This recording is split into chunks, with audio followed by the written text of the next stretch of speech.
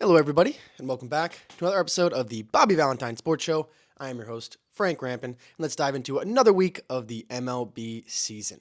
So, another great week of baseball. July is underway, and June was a great month for all leagues, all players around the league. And let's go into the players of the month. So, we'll start off in the American League with the AL Player of the Month, and if you could guess, Aaron Judge, I think that would be the best one that he could have. He hit 409 in the month of June, 1378 OPS, 11 home runs, and 37 RBIs. This is his 8th career player of the month and his first time ever winning back-to-back because he also won it in May. Judge is on an absolutely torrid streak right now, just tearing baseballs apart. Hit a little bit of a speed bump this weekend, but player of the week in June. National League Player of the Month, or Player of the Month, excuse me, not the Player of the Week. Player of the Month in the National League for June, Bryce Harper. He hit 374 in the month of June with 10 doubles, 7 home runs, and a 1.66 OPS. 4th Career Player of the Month award for him, and it was his first time winning back-to-back as well. And Judge and Harper became the first pair of players in MLB history to win back-to-back Player of the Month awards at the same time. They both won the award in May and in June. So Bryce Harper and Judge on pace for yet another MVP for both of them. Harper is hurt right now, but hopefully will be back this week. Pitchers of the month in the American League, Garrett Crochet, looking like he's in line to start the All-Star game for the American League. 1.91 ERA in his 6 starts in the month of June, 56 strikeouts, and 37 2/3 innings pitched. So Crochet has been unbelievable, even though he's been on the worst team in baseball, the White Sox. He's still been great. I think he's going to start the All-Star game. The National League Pitcher of the Month was Christopher Sanchez from the Philadelphia Phillies. They've been great. Their pitching has been unbelievable. Zach Wheeler, Aaron Nola, Ranger Suarez, and Christopher Sanchez have been all very good.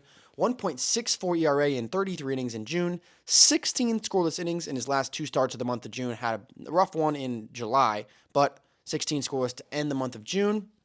He was great. So moving on to the rookies of the month, starting in the American League, Wyatt Langford hit for his first career cycle and the first ever cycle hit on Sunday Night Baseball a couple weeks ago. That was unbelievable. And he hit 306 in the month of June. National League, Jackson Merrill, the 21-year-old, has been absolutely losing his mind out there in San Diego. A little bit of Padres love here. Jackson Merrill got the old school Tony Gwynn jersey on for the episode today. But Jackson Merrill, 320 batting average with 9 homers, 20 RBIs, and a 996 OPS just shy of 1,000. So Jackson Merrill, like I said, the 21-year-old phenom, has been great this month. Also was an infielder by trade, playing center field for the Padres at a Gold Glove caliber. The relievers of the month, starting in the AL, Carlos Estevez, the closer for the Angels. He had a great month. 8 saves in 1 win in 10 scoreless innings in June, 10 strikeouts in the month, and only allowed 2 hits over the entire month. Great month from Carlos Estevez, and the Angels had a very weird stretch where they were hot, they were cold, they were hot, they were cold, but I mean, that's the Angels as of late. And over to the National League, Ryan Helsley has had an unbelievable season so far. The All-Stars just came out last week. Next week, I'll do a little bit more in-depth dive to the All-Stars and the All-Star game. But the reliever of the month in the National League, Ryan Helsley, 12 out of 13 save opportunities and extended his MLB lead with 31 saves. 6 more than anyone else near him, and the most by any Cardinal ever before the All-Star break. 31 saves for Ryan Helsley, and he is just continuing to go. 21 strikeouts in 13 innings for Helsley. He's been basically untouchable. So those are the players of the month as we wrapped up June. Into July now, All-Star break right around the corner. They just released the rosters. Actually, the full rosters came out just this weekend. So next week, we're going to do a little bit of a breakdown into the rosters, what I think is going to happen for the All-Star game, home run derby predictions, all that good stuff. So now, going to the play of the week. And actually, this week, I have 2 play of the weeks because I could not choose. It happened back-to-back days because I was like, oh my God, this is probably the play of the year. And then the next day something happened. I was like, that might be the play of the year. So 2 plays of the week for this week. And we're going to start off with Kevin Pillar out in the Oakland Coliseum against my A's. This was actually on July 4th. So this was on Thursday. Bottom of the first inning. J.J. Bleday up at the dish. He's been great for the A's. 2-1 count, rips one high and deep in the air to right field. Kevin Pillar back to the track, stutter steps, perfectly times the leap, and brings back a leadoff home run. Are you kidding me? Are you kidding me, Kevin Pillar? This guy is a Web Gem Hall of Famer. He's been doing this for his entire career. And actually, this week, he just eclipsed 10 years of playing time. But look at that. Times it up perfectly. Stutter step, just up to the wall. Bam, pulls it back. Looks like Kevin Pillar's been playing center field for the A's for his whole career. Never played a game for the A's. Unbelievable stuff from him. He brings that one back. J.J. Blay robbed of a home run. Wow. So I saw that happen on the 4th of July. Obviously, I was watching that one live because it was my A's. And I was like, that's the play of the year. That's the play of the year. What just happened? Next night, I have to add this one in because what happens here? This was a wild game in itself. This was Friday night, Twins versus Astros. Astros go up big late in this game, 13-5, entering the bottom of the ninth inning. Twins score 7 runs to make it 13-12. 1-run ball game. They ended up losing by 1, but what a wild game that was. And Friday night, man, there's something about Friday nights. We'll get into it when we get into the recap. But bottom of the 8th inning here, Astros Twins in Minneapolis, 10-5 at the time here. Willie Castro lifts one high in the air towards right. At the wall, Joey Loperfido leaps up off his glove, and he makes the catch barehanded. What just happened? They actually ruled it no catch on the field, so Vasquez slid back into first because the throw came back in. Everyone's confused. They show the replay. Look at this. Hits his glove. His glove hits the wall, but the ball doesn't. Ball squirts out, stays just next to the wall. Great concentration by Loperfido. Catches it barehanded. Look at this. Inches away from the wall, gliding down right next to it. What a catch. Maybe the play of the year right there. Joey Loperfido staying with it, almost making a great leaping catch, but then making a crazy barehanded play to stay with it. So those are the 2 plays of the week for this one. What a game, or what a play both of those were, obviously. I thought Kevin Pillar's was going to be the play of the week. I thought I was going to argue, maybe be the play of the year, and it was topped a night later. Sorry, Kevin. Yours was probably more skilled. Joey Loperfido had a lot of luck and a lot of hand-eye coordination going into that. Like, that was weird. But, wow. Back-to-back unbelievable plays. Oh, I completely forgot. We have an addition to the lineup here. Mostly New York Bobbleheads, like I said. New York, Florida, Oakland, Boston. This one's LA. New York, New York, New York, New York, New York, New York. And look at this. The assistant to the traveling secretary, George Costanza, this weekend, given out at Yankee Stadium on Friday night, actually. I was there, of course, to bring that one home for the collection. Looks great where it is. Georgie. But what a game I got to see on Friday night, and what games there were all around baseball Friday night. And it seems like that's the theme. Friday night baseball games have just been unbelievable so far. It's been crazy. And every week, Friday nights, you must watch. So now we move from the play of the weeks, 2 plays of the week, to the game of the week. And oh my goodness, this might be the game of the year. If I'm going to be honest, this might be the game of the year. Another reason why I wore this San Diego Padres throwback Tony Gwynn shirt, as this game is Arizona Diamondbacks at the Padres Friday night. This game is unbelievable. Let's go right into it. So top of the first inning, 0-0 the score. Jock Peterson gets into one high and deep in the air to center field. Merrill's going to watch that one fly. So a 2-run homer in the top of the first inning for Jock Peterson opens up the scoring and gives the lead to the Diamondbacks 2-0 here. So jumping ahead to the bottom half of the second inning, Jackson Merrill, talked about him, rookie of the month in June. He's been scorching hot. Runner on third with 1 away. He grounds one to short. That's fielded by Perdomo. Throw on to first is in time, but Machado comes in to score. First run of the game for the Padres. Cuts the lead in half, 2-1 Arizona. So this game starts off not too hot. If I'm going to be completely honest, but just bear with me. This is an unbelievable baseball game.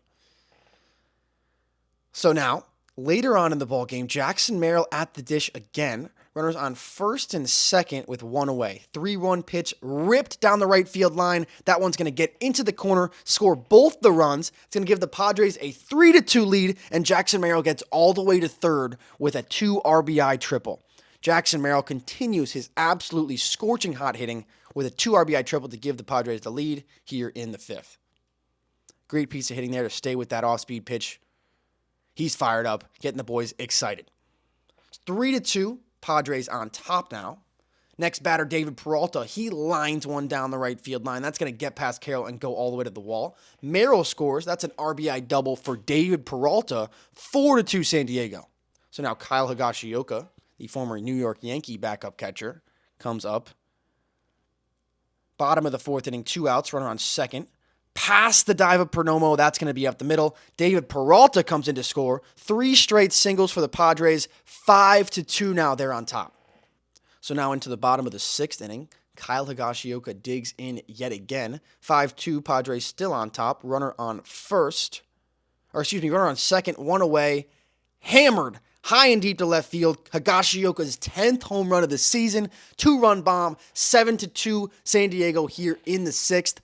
10 home runs on the season already for Higashioka. That ties a career high, and we're before the All-Star break. So Kyle Higashioka, really known for his defensive acumen, but coming in huge for the Padres here. Lots of home runs early in this one. So now we're going to move to the 9th inning.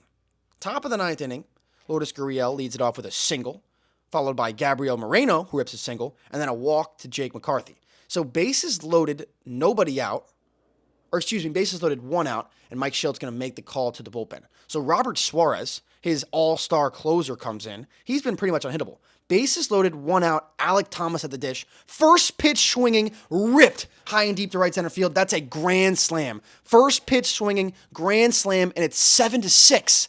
7-2, a race no more. 7-6 after the grand slam. 1-run game with 1 away. First pitch that Suarez threw, absolutely crushed to right field for a homer. So now 2 batters later, Corbin Carroll with 2 away in the top of the 9th. Still trailing by 1. He gets a double. So the tying run in scoring position. And that's going to bring up Randall Grichuk. Still facing Robert Suarez. So Grichuk representing the go-ahead run now. Tying run at second. 2-2 count. Ripped off the 3rd level of the Western Metal Supply Company building. Go-ahead home run with 2 outs, 2 strikes in the top of the 9th. 8-7 D-backs on top. What the hell just happened? 7-2 with 1 out in the 9th. Grand slam from Alek Thomas. 2-run homer from Grichuk. Diamondbacks flip this game on its head. They take the lead. So now to the bottom of the 9th inning, Jurickson Profar to lead things off after working a long at-bat.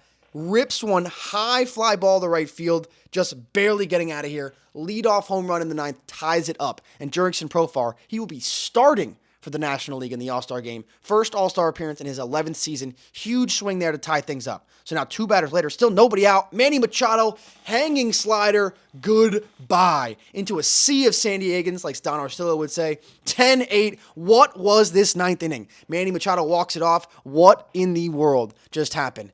8th career walk-off home run for Manny Machado. All of them have come since 2014, the most in the majors during that span. Wow. What a game at Petco.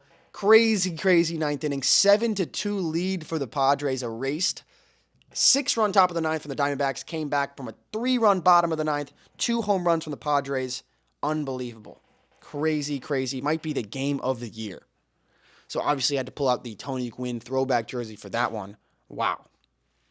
So now moving into the standings update, starting with the American League East, like we always do. The Baltimore Orioles jumped ahead of the Yankees this week, and they are continuing to grow their lead. Grayson Rodriguez became the 3rd Orioles pitcher, age 24 or younger, with 10 wins in his first 15 appearances in a season. And in 21 appearances since May 10th, Craig Kimbrell has a .45 ERA. 1 earned run in 20 innings pitched, and he's 14 for 15 in save opportunities. Both Craig Kimbrell and Kenley Jansen have been very good this year, just continuing to put themselves higher and higher into the all-time saves list. Second place, the New York Yankees, sitting at 55-37, been the worst team in baseball since May 14th. Aaron Judge has still been unbelievable. He won the Player of the Month back-to-back months, May and June. He's the first Yankees player with 26 home runs in a 50-game span since Roger Maris back in 1961. So, 2022, Aaron Judge broke Roger Maris' record from 1961 for home runs in the American League in a season. 26 and 50-game spans hadn't been done since then. Judge didn't do it 2 years ago. He did it this year. He's on another unbelievable pace for home runs.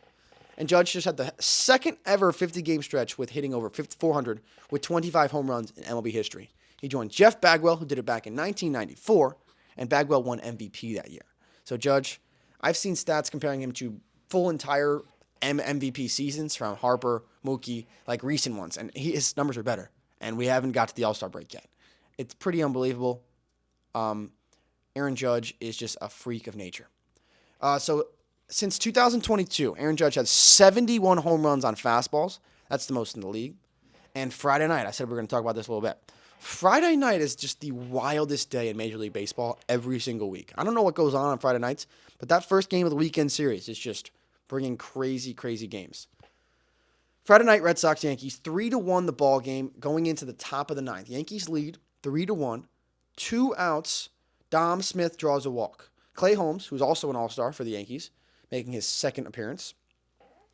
2 outs, walks Dom Smith. Dom Smith gets a base hit with 2 outs in the top of the ninth inning.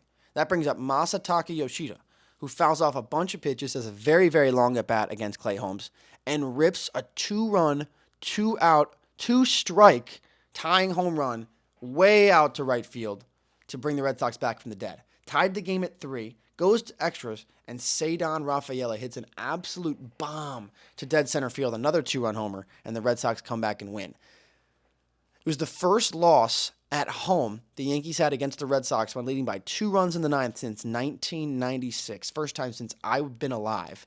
And it was the 5th straight home loss by the Yankees, one away from the longest streak since 2009. That was when New Yankee Stadium opened. They did avoid that because they did win on Saturday, but a brutal game on Friday, and they did end up losing the series to the Red Sox.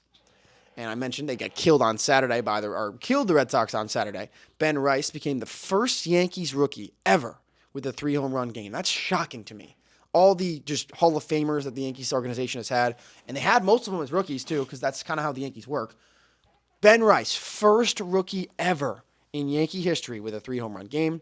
First Yankee ever with a 7 RBI game out of the leadoff spot. First Yankee with 3 home runs and 7 RBIs in a game since A-Rod back in 2005.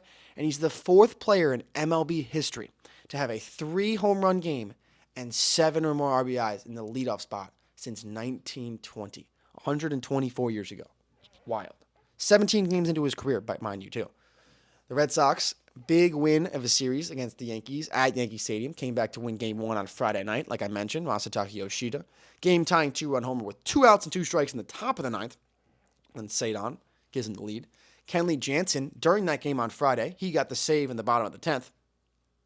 He tied Francisco Rodriguez, K-Rod, for 5th all-time on the save list. And then yesterday, to wrap up the series against the Yankees, got him into 4th place all-time on the save list, 438 saves, 4th ever.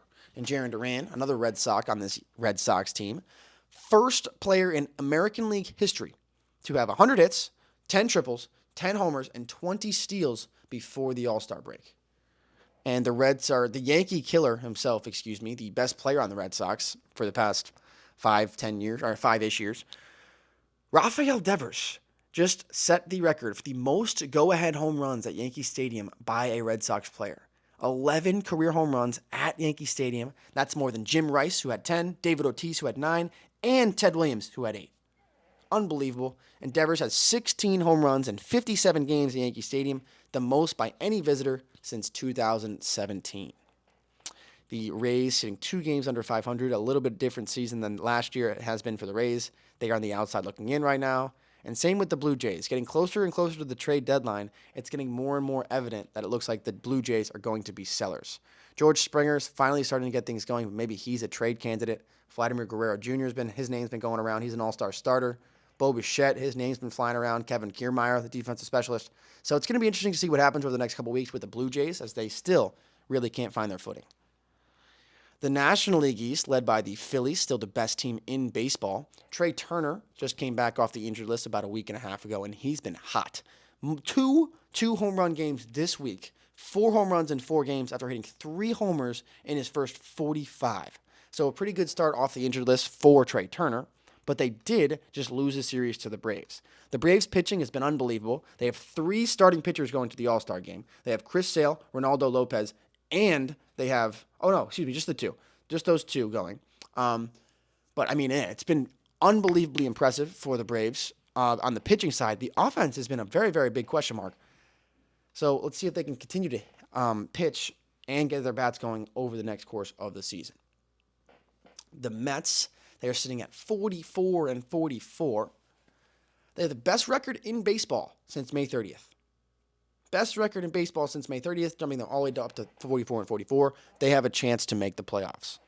James Wood just got called up this past week for the Nationals. They're 6 games under 500. He had his first career home run in a 5 RBI game, and he became the third player, 21 years old or younger, in Nats Expos history with a home run, a double, and 5 RBIs in a game.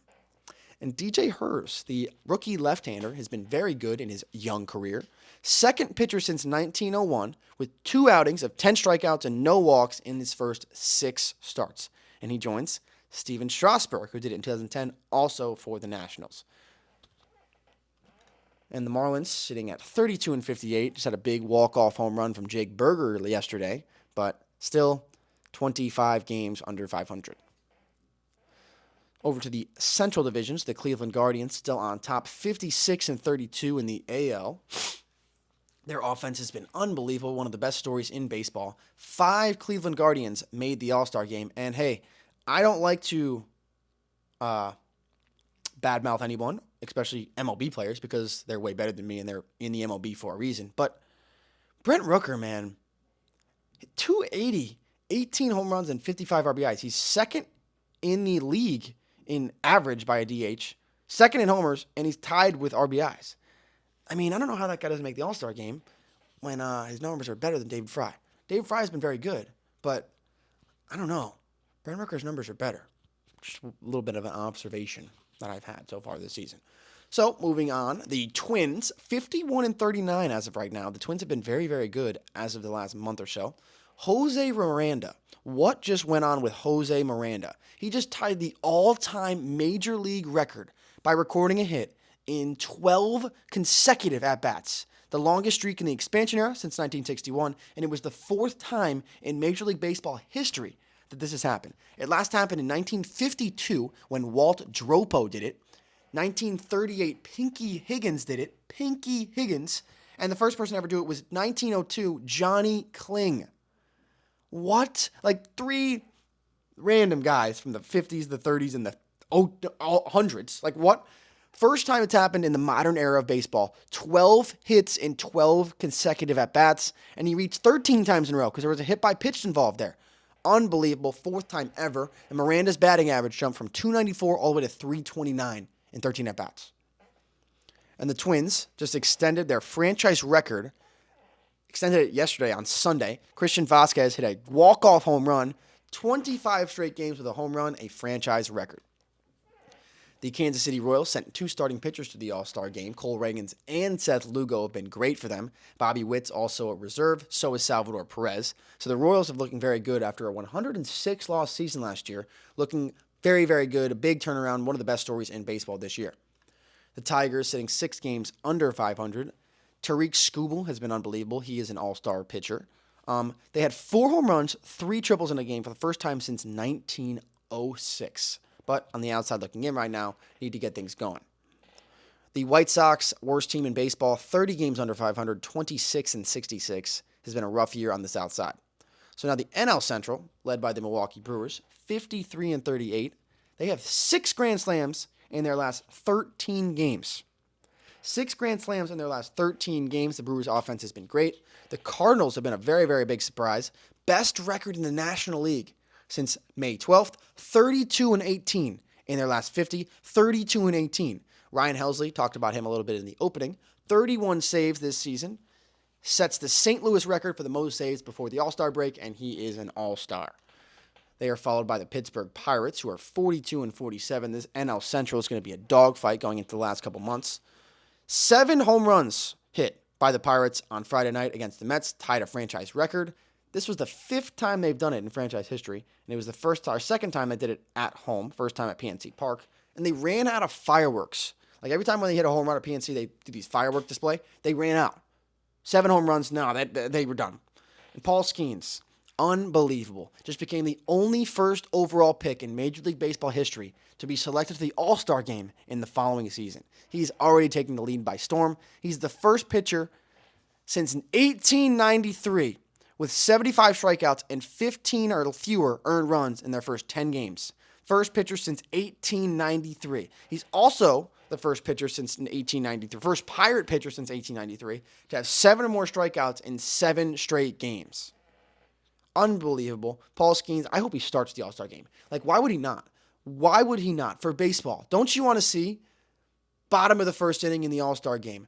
AL comes up. Gunnar Henderson, Juan Soto, Aaron Judge. Who are they facing? Paul Skeens, the 22-year-old phenom. That's what I want to see. It'll be unbelievable TV. Let's make it happen, MLB. And O'Neal Cruz just hit another home run into the Allegheny River, his 4th of the season. No player has ever hit 4 in their career. And he's got 4 this year into the Allegheny River. O'Neal Cruz is a different type of specimen. The Cincinnati Reds, sitting in 4th place, 6 games under 500, 42 and 48. Elly De La Cruz took over Yankee Stadium this week. I actually went to a game on Tuesday where they played against the Reds. It was the first game of the series between the Yankees and the Reds. And Elly De La Cruz smoked a triple and a homer. It was unbelievable to watch him run. 3rd player in MLB history to have 15 home runs and 40 steals before the All-Star break. He joined Ronald Acuna Jr., who did it last year, and Ricky Henderson, who did it twice in 1986 and in 1990. So Elly De La Cruz joining elite company, just 3 players ever with 15 homers and 40 steals before the break. Elly De La Cruz also joined Ted Williams as the only player since 1901 with 5 games in their career with a triple and a home run in their first 185 games. And to round out the Central divisions, the Chicago Cubs, not having a very good year. Ian Happ became the first Cubs player, though, to hit multiple 3-run homers in the same game since Aramis Ramirez in 2010.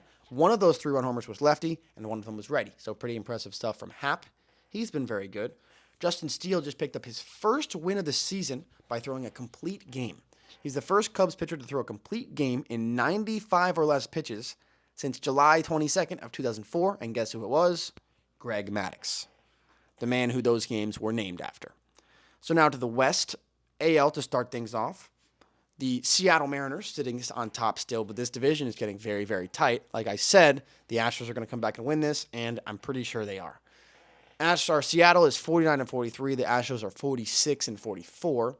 Seattle's also had the worst offense in baseball. They're getting carried by their pitching staff, which brings up another point that I want to talk about. It's kind of bogus that the Mariners only have one player and it's one pitcher going to the All-Star game. Like, sure, Logan Gilbert's been their best arm. He's been very good. But George Kirby has been unbelievable. So is Luis Castillo. Like, I think at least Kirby should also be in there. But, I mean, what am I to say? The AL pitching staff has been is ridiculous. Luis Heel didn't even make it. So, the AL staff is unreal. Hunter Brown for the Astros, .29 ERA in his past 5 starts. One of 4 Astros with a sub .3 ERA in a 5-start span. He joined Nolan Ryan, J.R. Richard, and Jim DeShays. And Jose Altuve just earned his 9th All-Star selection, the most in franchise history. He is going to be starting at second base in the American League. The Rangers still struggling, 6 under. Offense woke up a little bit this weekend, but they're still not very good. They played the Rays, who also have not been very good. It's been a very weird turnaround for this Rangers team this year. Best offense in baseball, bar none last year. They were just tearing the cover off the baseball. They had 4 starters that started the All-Star game. The entire infield was Rangers last year to start the All-Star game. Now they only have 1, and it's Marcus Semien, who is a reserve. The Angels sitting at 37 and 52. Typical Angels season where they make you think that they're maybe an okay team for about a week, where they win a couple games and they look so inept for about the same amount of time a week. It's just weird for the Angels. A's are kind of in a similar boat, though, too, 34 and 58. Joey Estes threw a complete game shutout versus the Angels, 92 pitches. This was on Wednesday. Career game from Joey Estes. First complete game by an A's pitcher since Sean Manaea shut out the Mariners back in 2021. It snapped a streak of 515 consecutive games without a complete game thrown by an A's pitcher, the longest streak in A's history and the 3rd longest streak in the history of baseball. It was the first Greg Maddux game, like under 100 pitches and a complete game shutout. First Maddux thrown by an A's pitcher since Kendall Graveman back in August of 2016. And it was the fewest pitches thrown by an A's pitcher in a 9-game complete game since Rich Harden back in July of 2006 when he threw 80 pitches. And this is the kicker stat right here. So in the last 20 years, so since 2004, there have been 4 pitchers who were 22 or younger to throw a Maddox, a 9-inning complete game, and a shutout in under 100 pitches. So there's only been 4 pitchers that were 22 or younger. That's my age. 4 22-year-old kids or younger to throw a complete game Maddox in the last 20 years. All 4 of them did it against the Angels. Felix Hernandez did it back in 2006, Derek Holland in 2009, Henderson Alvarez III in 2012, and then Joey Estes on Wednesday. So, I mean, if you want to have a good start and you're a young pitcher, pitch against the Angels. The A's, though, this weekend played a series against the Orioles. They lost the series. They lose 2 out of 3. But the game that they won it 19-8. 19-8, their second highest total of runs scored this season behind their 20 back on May 4th. And the A's hit a homer in each of the first 4 innings of the game. It was the longest streak by a team to start a game since 2003. And to wrap things up, the National League West, the Dodgers, 55-36, about 20 games over 500. They're going to win this division by probably 15 games. Will Smith became the 4th Dodgers catcher to have a 3-home run game, joining Roy Campanella, Mike Piazza, and Yasmani Grandal.